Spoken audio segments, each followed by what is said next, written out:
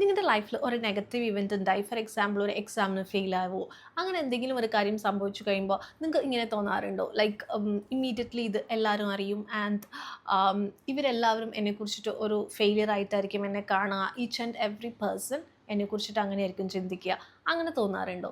അതിനെയാണ് brush fair fallacy എന്ന് പറയുന്നത്. അതായത് നിങ്ങൾ ഹ്യൂമൻസിനെ എല്ലാത്തിനെയും ഒരു ക്ലോൺ പോലെ കാണും. അതായത് ഒരാൾ ഇങ്ങനെയാണെന്നുണ്ടെങ്കിൽ നമ്മളെക്കുറിച്ചൊരു നെഗറ്റീവ് തോട്ടാണ് ചിന്തിക്കുന്നതെന്നുണ്ടെങ്കിൽ അത് ഇമ്മീഡിയറ്റ്ലി ഒരു കാട്ടുതീ പോലെ പടർന്ന് എല്ലാവരും അതേ ഒരു ജഡ്ജ്മെൻറ്റിലൂടെയാണ് നമ്മളെ നോക്കുന്നതെന്നുള്ളൊരു ബിലീഫ് സിസ്റ്റം, അത് തെറ്റായിട്ടുള്ളൊരു ബിലീഫ് സിസ്റ്റമാണ്.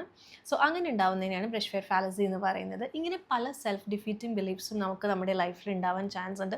ഇതൊന്നും ശരിയാവണമെന്നില്ല, നമുക്ക് ജസ്റ്റ് നമുക്ക് തോന്നുന്നതാണ് അത് റിയൽ ആണെന്നും ട്രൂത്ത് ആണെന്നും, പക്ഷെ അതായിരിക്കണമെന്നേ ഇല്ല ട്രൂത്ത്.